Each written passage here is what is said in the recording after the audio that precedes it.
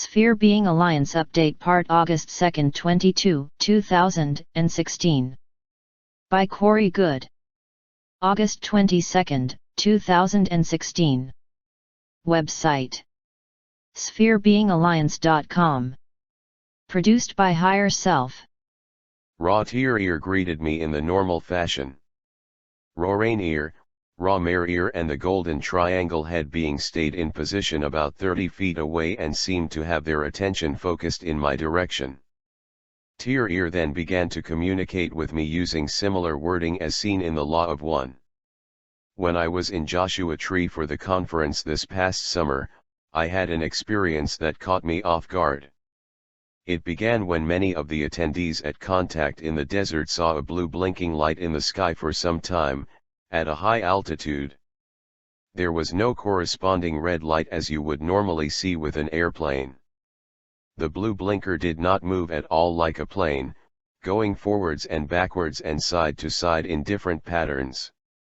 I called David in excitement when I saw it myself, and soon he went outside and observed it for an extended time as well. The next morning, I was in my cabin laying on the bed when I suddenly heard a chorus of voices of all ages and both genders repeating, "We are the messengers and facilitators of the one infinite Creator." I immediately jumped out of bed and went outside to see if the source of the voices was visible. I saw nothing as I scanned the desert terrain and the skies above it. The voices stopped. I went back inside the cabin and sat on the bed, wondering what just happened. I glanced over at my copy of the Law of One, Book 1, that was on the head of the bed. I had been trying to read the book for a number of months, but was unable to retain anything that I had read. When I would try to read it, my mind would wander. The words seemed to hover above the page, causing me to feel a little nauseated and dizzy when I tried to push through reading it. I reached over and picked up the book, and began to read and retain the information for the first time. Once I had finished reading the book, I was surprised to have Tier communicate with me in the same wording the next time we met. I was now able to ask more direct questions and receive answers that were easier to translate into human language. Roughly a week later, I was awoken once again by a blue orb entering my room. I had no advance warning about this meeting, so I was unable to mentally prepare or change clothes. I was then taken to one of the spheres where Tier was waiting for me. In that meeting with Tier, it was confirmed that I had received my first contact from the golden triangle head being when I heard the phrase, "We are the messengers and facilitators of the one infinite Creator." The name Tier used for this being was an almost unpronounceable, short sound. I knew who he was referring to when this name was used thanks to the overall context of the discussion. In our current meeting, I was standing before Tier and he began to communicate. My attention was directed back to the cosmic scene that was unfolding all around us. I was watching the spheres slowly moving in the direction of Venus and Earth on their way to the outer solar system. They were looking more and more as if they were fading away. The sun began to crackle with the same strange electrical discharge that I had witnessed on my last visit days earlier. It appeared as though there was a halo of arcing electricity emanating from the sun's corona. Tier then sent me visualizations of the sun emanating a series of powerful energetic blasts in a pulsing manner. I then saw the energy waves hitting the Earth's magnetic field and wrapping around it. The energy was directed into the Earth's core via the north and south poles and then emerged outward from the Earth's surface. I was thinking to myself that it would be impossible to hide underground from this energetic wave, no matter how deep below the surface or shielded by advanced technology you were. I expected the next communication to be about the scene I had just witnessed. Tier then communicated that our co-creative mass consciousness was playing a part in what was and soon will unfold. I was not shocked to hear that there were energetic, cosmological, and mass consciousness components to what was occurring in our solar system. However, I was surprised to discover how much our mass consciousness was influencing this reality. Tier then communicated that every last human on the planet was an important contributor in this process, none being more important or special than another. It was a message of oneness, the central premise of the Law of One series. He further communicated that the consciousness of other beings, now trapped in our solar system, were also contributing to the process. Tier then communicated that the increased energetic waves were causing behavioral changes on Earth, as well as on various bases and vessels that resided within our star system. This also was interfering with the behavioral modification grid that has influenced the thoughts and behavior of people on this planet for many thousands of years. As a result, this grid had to be turned up to its maximum power level to have the desired effects on the population, which I was told would also increase its side effects. The energetic changes and increased power to the mind control grid were causing people to begin to behave erratically, and become apathetic and ineffective. I had noticed this effect on both myself and those operating around me in recent months. Tier then stated that we had reached the point of an increased merging of temporal realities that would continue exponentially as the energy emanating from our star increased. I had received emails with questions about the Mandela effect, but hadn't been able to look into it. In one of our recent trips to shoot episodes for Cosmic Disclosure, one of the producers at Gaia brought up the topic and went into detail about it. My interest was piqued, and I then looked into the phenomenon more deeply when I got home.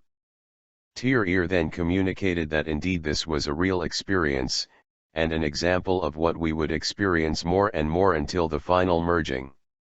He stated that our co-creative consciousness was directing us toward a choice of which temporal reality we will ultimately experience. We have a small window to push ourselves through in order to jointly experience the optimal temporal reality. Tier and I then discussed a few other topics, including some that were personal or had to do with people operating around me. Among the topics we discussed was the shockingly low percentage of humanity that would be ready for ascension if it occurred at the current time. It would only be approximately 0.042%, less than 1 out of every 2,300 people. It was apparent that time was short for all of us to process our karma and increase our own service to others' polarity. I asked if there would be a way to tell if we had directed ourselves to the optimal temporal reality. Tier simply replied that if the world is shaken around David and I, we would then know that our mass consciousness had chosen an other than optimal temporal reality. In that instance, David and I would gnash our teeth and recognize what had occurred. I thought to myself that this might be an earthquake, but David and I live quite a distance from one another. The likelihood of us experiencing the same earthquake seems very small. However, after I discussed this with David, he said that a pole shift scenario would involve simultaneous world earthquakes, volcanic activity, tsunamis, and superstorms. It is important to note here that we do have the ability to steer our future into the optimal temporal reality. It involves pushing for full disclosure and doing our part to increase our own positive polarity and ascension. I was about to inquire more about what had just been communicated when I then noticed a blue orb arrive. The orb deposited Gonzalez next to the other 3 beings mentioned before. He was facing them and obviously communicating with them. The entire group appeared to glide over to within about 10 feet of Tier and I as we wrapped up our communication. Gonzalez greeted me with a big smile and asked, "I hope you didn't miss me too much." It was nice to see that he still had the same sense of humor.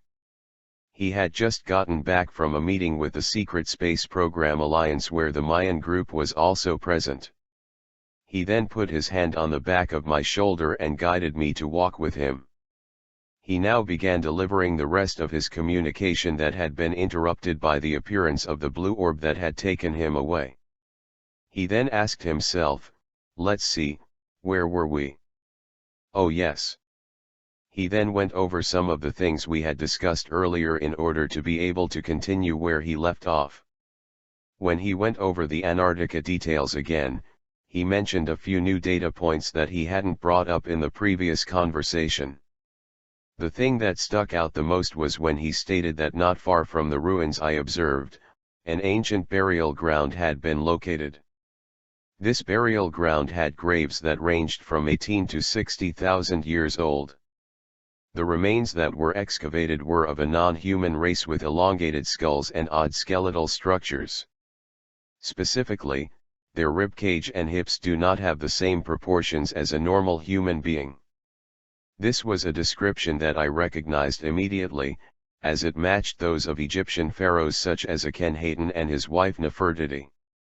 Furthermore, preserved remains of these same beings were found that had been flash frozen in the ice shelf, along with a variety of prehistoric animals.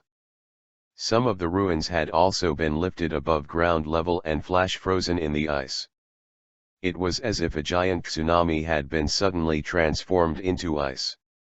Whatever happened had occurred very quickly, with little warning to the inhabitants of these structures, much like the idea of a sudden pole shift. Gonzalez told me that when he lived underground with the Anchar for those few weeks, he saw some interesting things. He made these observations as a result of doing his ground recon, going everywhere he could and viewing what he saw there. On 2 separate occasions, he noticed 2 of the priest caste walking down a corridor that ended in a solid cave wall. They walked right through the wall, but he was unable to do so himself. It was quite difficult for him to find a way to look into the room they had gone into, but eventually he discovered a fissure in the wall that allowed him to see where they went. When he looked in, he saw a number of different types of giants that were conversing with the 2 priests. Their heights varied considerably. These giants were very upset. They appeared to be prisoners or refugees. The bigger one that was conversing with the priest in the front had his head in his palm. He was making what Gonzalez perceived as groaning noises. Shortly after that incident, Gonzalez had worn out his welcome and was asked to leave. He didn't have any information on why the giants were there. Gonzalez then went into recent details about negotiations between the Earth Alliance and the syndicates that make up what many of us refer to as the Cabal. These negotiations seem to be going nowhere fast.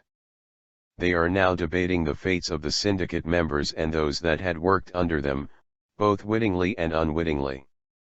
These syndicates insist that either everyone in their groups are given full immunity and pardoned from prosecution, or no one should receive immunity.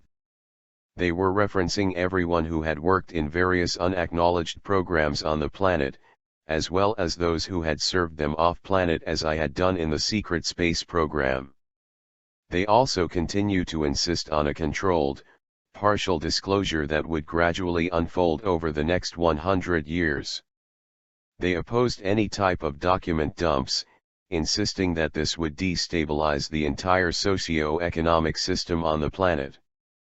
They argued that a full disclosure would lead to chaos and many deaths from rioting and the anger and panic from countries victimized by the Cabal. These victimized countries might begin crashing each other's economies and take sudden and boldly aggressive acts against each other, leading to large-scale wars. A large number of the Earth Alliance members have similar fears of these scenarios taking place in the event of a full disclosure. Gonzalez then went on to state that the syndicates had already prepared for a massive document dump.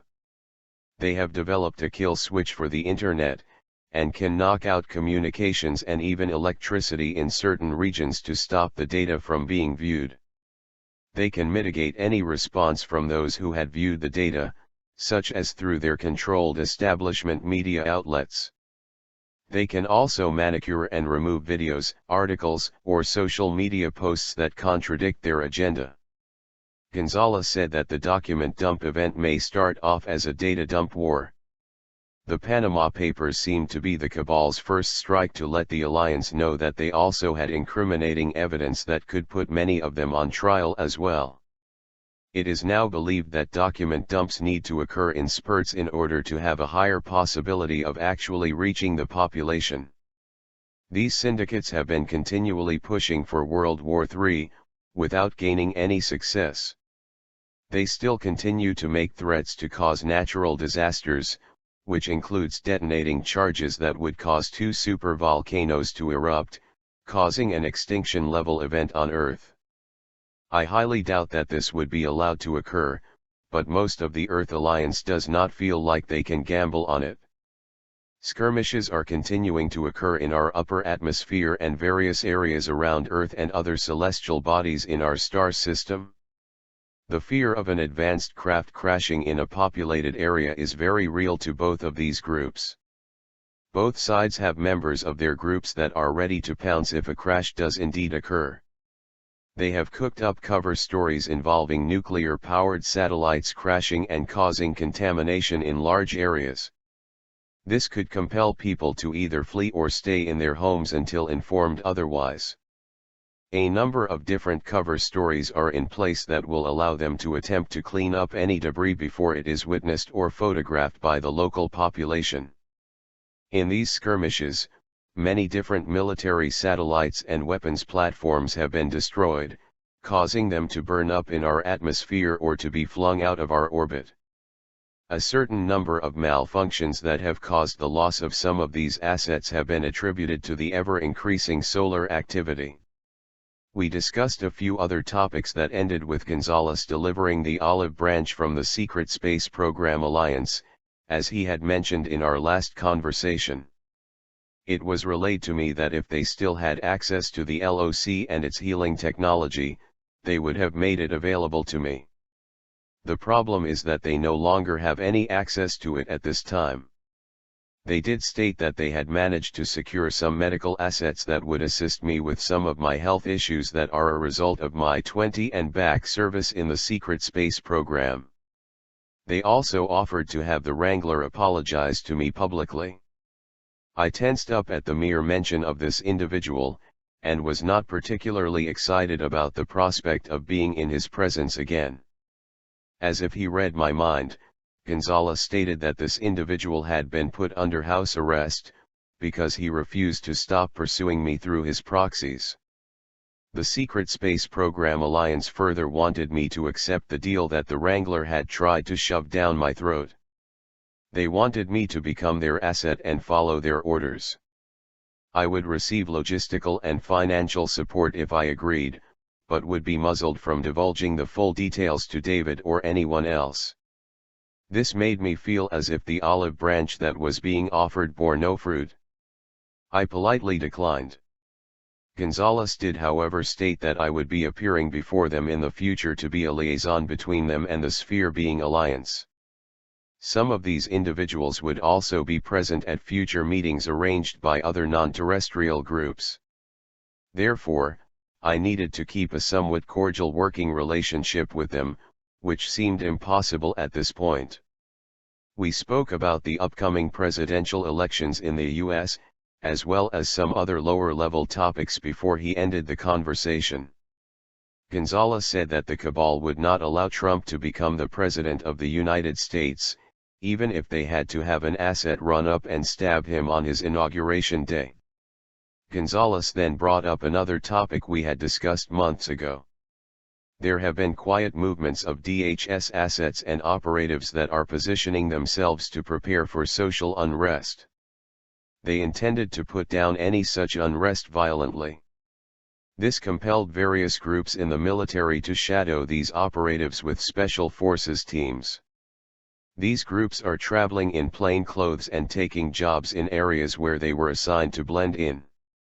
Gonzalez stated that the cabal groups had enjoyed the recent successful operations to fan racial discord and cause riots.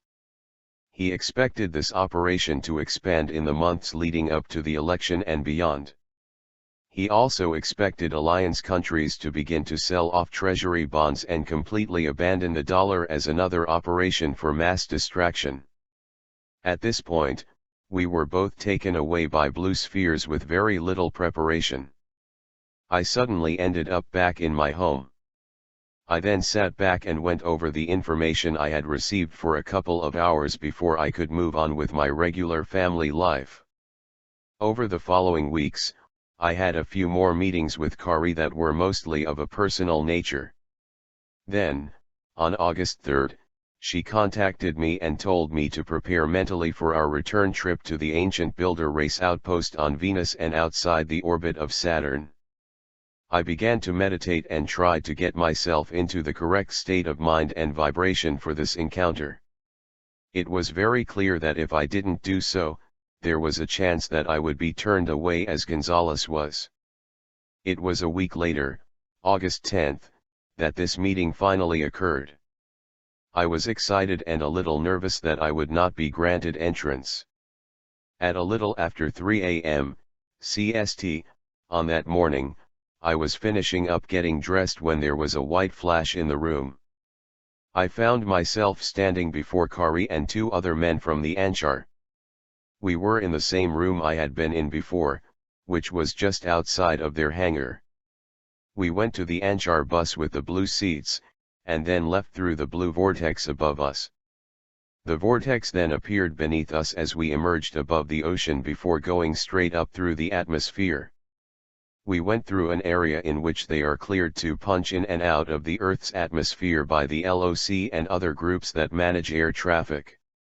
We seemed to make it to Venus quicker this time, as it was only about a 10-minute flight. We then stopped at the same distance from the planet as we did previously. There was no other air traffic this time, other than what appeared to be a small asteroid and other debris that had been captured in the orbit of Venus. We waited for a bit longer than the time it had taken us to get there. Corey then communicated, "We are clear. Are you ready?" We then zipped down to the surface so quickly that I was barely able to perceive the thick yellowish clouds that we traveled through. We stopped about 1,000 feet above the surface of the planet. It was extremely eroded by rain and wind. Some of the mountains had formed into strange shapes that some would think looked a little artificial. The Anchar bus then went transparent, and data began to appear all around me. I looked down and saw the huge H-shaped structure inside a crater. There was a very symmetrical channel that was cut along the middle of the H. Deep down in the channel, an area lit up through the technology of the craft we were in. We then traveled to this location at a very high rate of speed. Even though I didn't feel any inertia, my mind gave me that falling feeling in the pit of my stomach. It is not that easy for me to feel this way anymore after all of my other adventures. We traveled to the bottom of the H-shaped structure, which was so enormous that there is no other known structure I can compare it with. We ended up traveling underneath this structure inside a cave. The walls of the cave glistened as if they were crystalline but not transparent. There were also a couple of structures that resembled obelisks, and had what looked like the same H symbols all along them, almost like a totem pole. We were standing in front of a very large entrance into a much larger cavern. Without warning, a 14-foot being appeared before us. He had alabaster white skin, and wore all white. The Anchar referred to him as a sentinel. His clothing appeared shiny, like plastic, or polished leather. His eyes were black and his nose was sort of strange looking. It angled slightly down from his face and had abnormal looking structure around the tip area as it sloped back up again. His cheekbones were very clearly defined, almost appearing as if they were made of straight lines. He never said a word. Instead, he turned and slightly motioned us with his head to follow him into the larger cavern. From the angle we were standing before we entered the cavern, I could see part of a large glass structure. There was a slightly grayish-black hue to the glass like the tinted window on a car. The two pilots stayed at the entrance to the cavern, and Corey continued along beside me. As we came into the cavern, I was stunned to see that the structure was a part of a giant glass pyramid of sorts. The base of the pyramid was not square. Instead of it being made of straight lines, each edge curved inward, forming an arched appearance as it went up. Each of these four sides also had large, open areas that allowed you to walk into the center of the structure, which we then did. As we walked inside the structure, the translucent walls began to light up with static symbols all over them. The ceiling inside was over 300 feet tall. The entire structure was well over 1,000 feet tall, and ended in an area that appeared to be about 100 feet below the ceiling of the cavern. The sentinel then reached into my mind. It was more powerful than the Draco White Royal experience, but was not violent or invasive. The experience began with something akin to a life review. I began seeing memories flash by from all throughout my life, like seeing my father in an old blue rocking chair that we once had. The memories appeared in sudden fragments, like a video on fast forward. It was obvious that it was going backwards in time from the present and that my entire life was encapsulated in there if I could have slowed everything down.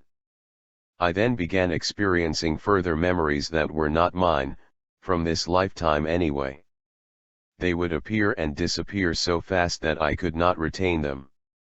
The feel of these memories was cosmic and outrageous, yet familiar. It reminded me of seeing precious data go by on a computer screen, where it was so fast that you could not consciously retain the information. Ever since this experience, I have felt as if a massive zip file has been loaded into my mind. It takes up a large amount of storage space and I do not yet have the password to unlock its contents. The sentinel then addressed me for one and only one time. He asked, "Do you want the knowledge of who you were, who you are and who you will be?" I was startled by the communication, which I seemed to feel not just in my head but in my entire body. Again I was compelled to answer no. I had been told that the answer would drastically change the nature of all of my personal relationships in a variety of ways that I cannot foresee. This made me feel concerned about my family, among other things. I then saw some movement out of the corner of my eye. I glanced at Corey, who had her arms crossed and was looking down with a huge smile on her face. It appeared that the stubbornness she had mentioned when she asked me the same question before had still persisted, though I was comfortable in my reply. Immediately the structure came alive. There were all sorts of colored symbols that began to move across the glass structure. I looked at Kari and the sentinel to see their reaction. Kari quickly pointed her skinny finger back up at the glass structure, and communicated, "Watch." I saw what appeared like two different types of symbols. Some were large and static, and the others moved in all directions, while flashing colors. I felt as if sounds were occurring inside my head, instead of being physically audible in the structure. I couldn't understand what I was looking at. I must admit I was very surprised to see similar symbols appear in a recent crop circle. Even if this formation is somehow a hoax, it may be that the minds of those who created it were inspired by the same consciousness that I had interacted with. As I saw some of the symbols in the crystal pyramid, I had a sudden thought that these were numbers and mathematical formulas. I asked Kari if these were math equations, and she impatiently answered, "This is a mathematical language of the ancients." She pointed back at the structure and told me to keep looking. Suddenly all of the symbols disappeared, except for the ones that were present when we first walked in. The sentinel then disappeared without any further communications. Kari then turned and walked out of the structure as I followed her. I was extremely confused and a bit disappointed in the experience. I was thinking, that's it? She then told me that we were now headed to the ancient builder race outpost outside the orbit of Saturn. I stopped walking and asked her what just happened. She said that information was delivered to me and had also been received from me, and that it would all make much more sense in the future. I wondered what information they could possibly extract from me that they didn't already know. I wanted to keep pushing the topic, but could sense that she wasn't going to expound on what she already communicated. We joined the two Anchar pilots that were now inside the Anchar bus craft. We then exited the caverns below the H structure, and in an instant we were back in space. I could see Saturn, and from what I could judge at the time, it was about the size of a silver dollar. We then entered one of the temporal bubbles, just like the one that I would fly through when going to the Super Federation meetings in approximately the same position around Jupiter. As we penetrated the outer barrier of the temporal anomaly, I could see an exact replica of the embassy station that the Super Federation meets in. No other craft were docked with this station. The Anchar vessel's data displays indicated that there was zero activity or life signs present. We docked and then entered. We walked down the long narrow part of the station and ended up in the same foyer entrance that I recognized from the Jupiter station. As suddenly as in the ancient builder race outpost, another sentinel appeared in front of us. This time nothing was said. The sentinel reached inside my mind just as the other one had. This time I saw visions of large spherical objects directing bolts of electricity at huge craft coming into the solar system. Although I could not make out exactly what these spheres were, they could have been moons or planetoids. They were that large. They did not appear similar to the spheres that are visiting our solar system now, and they were much more tangible and physical objects. I observed what seemed like hundreds of scenes of these battles that went by very fast, depicting similar events.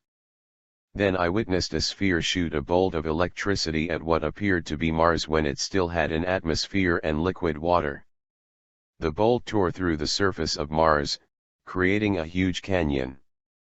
The atmosphere was filled with debris that then turned red hot. The debris was blown away from the planet and also rained down upon its surface. The atmosphere was filled with steam. A large amount of vapor was stripped from the planet and turned into ice as it drifted into space. Other scenes then flashed through and I was brought back to Mars. It was now heavily damaged, and was beginning to look similar to how it appears today. I then saw large mushroom clouds appear on the surface as gigantic vessels were fleeing from the planet in all directions. Some of them were headed towards Earth, whereas others were headed in the opposite direction. I knew this was a completely separate incident that had occurred long after the planet's initial devastation. It appeared to have been a global nuclear war. I was beginning to notice that my breathing and heartbeat had increased dramatically. I felt my chest tighten up with anxiety. The scene then stopped as suddenly as it had started, and the sentinel disappeared. Corey looked at me with some concern, and asked if I needed a moment. I asked her what had just happened. She told me that I had received a repository of ancient builder race data that is not available to me on a conscious level. I asked her what good it was if I couldn't remember it and report it. She smiled and communicated that it would all make sense in the near future. This answer did not satisfy my curiosity about what had occurred in the last two locations we visited. Nonetheless, I knew I wasn't going to be told anything else for now. We made our way down the corridors of the Saturn station until we were back at the Anchar bus. We then returned to the Anchar hangar where we had started our journey. I barely noticed our departure from the station or our arrival at the hangar because I was so deep in thought. I felt extremely drained of energy. I was sent back to my home, where I then crawled into bed in my clothes and went fast asleep. Since that event, I have had a few etheric conference calls with Corey, as well as a meeting with the Secret Space Program Alliance. I was given a little bit of new information, but nothing of real significance in any cosmic sense. I was not offered any of the support that Gonzalez had mentioned at this meeting. I had expected that they were going to help me. When I asked why the help was not forthcoming, I was told that we had to cover a few things first. This led me to believe that they were not just going to give me healing technology to help reduce or remove some of the symptoms of my regression after the 20 and back secret space program service. There were going to be conditions.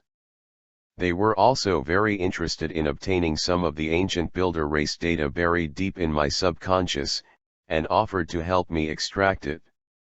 It was very clear that they wanted me to become an asset for them.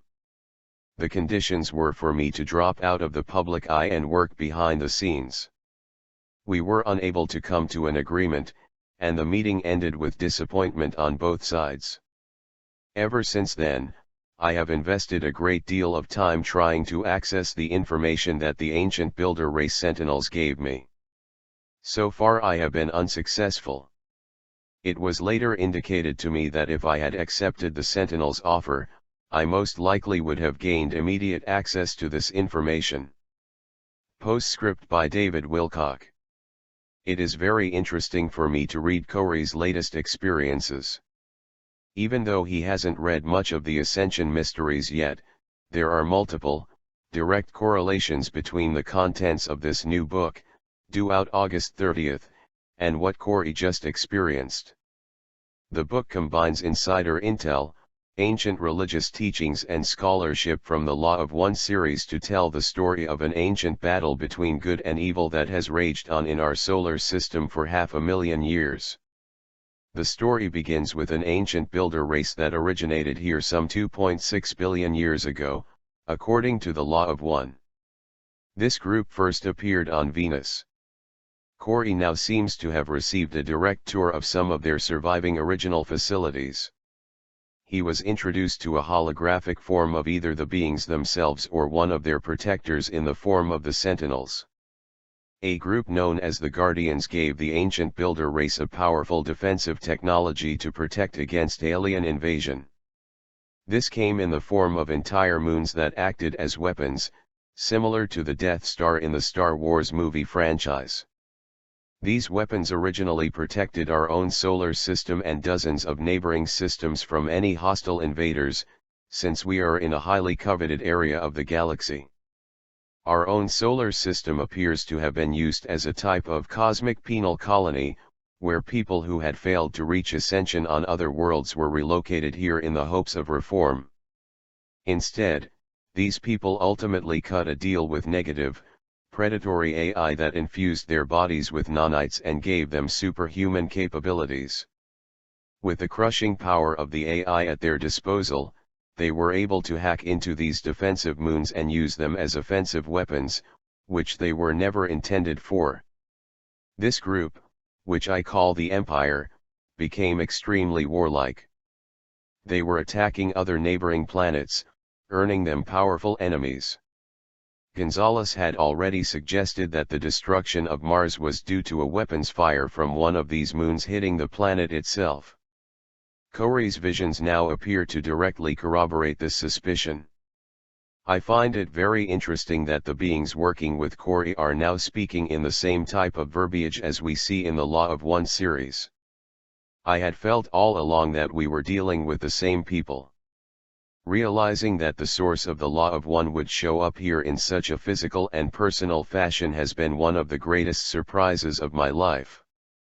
Corey gets to experience these things firsthand, whereas I have needed to hear it from him, at least up until now, with a few notable exceptions that we have not yet gone public with.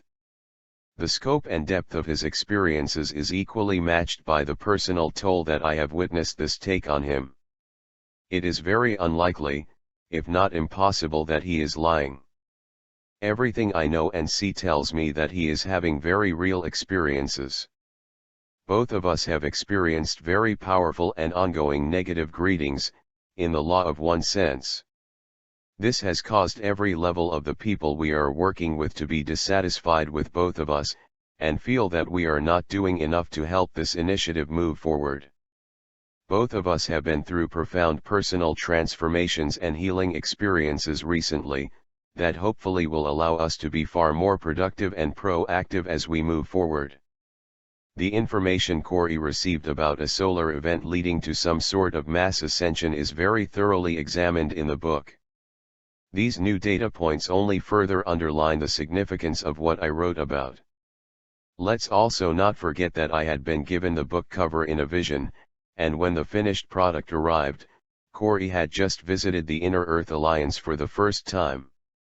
The book cover has an obelisk with a glowing light at the top, and an image of Saturn behind it, as I had indicated. Corey's group traces themselves back to Saturn, and they wear Saturn pendants.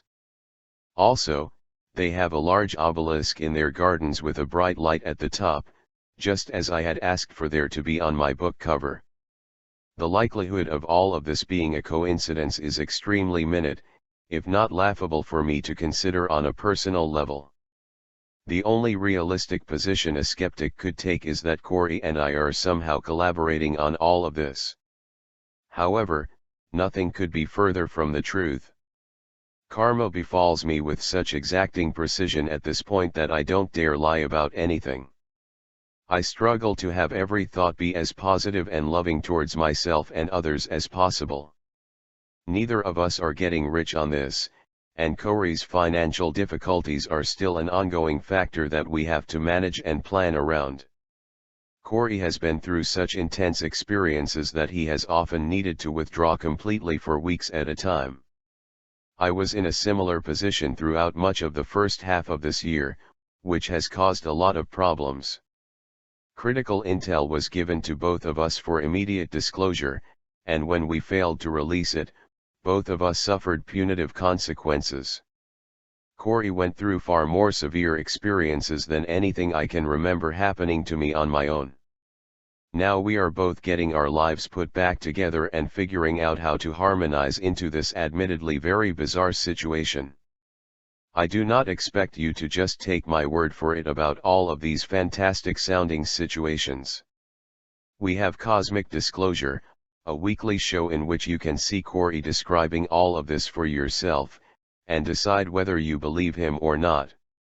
The first month is still practically free, as you can see everything for 99 cents with no extra fees for cancellation.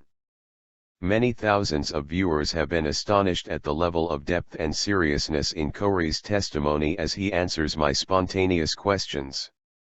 He never misses a beat, nor have I ever caught him in a contradiction.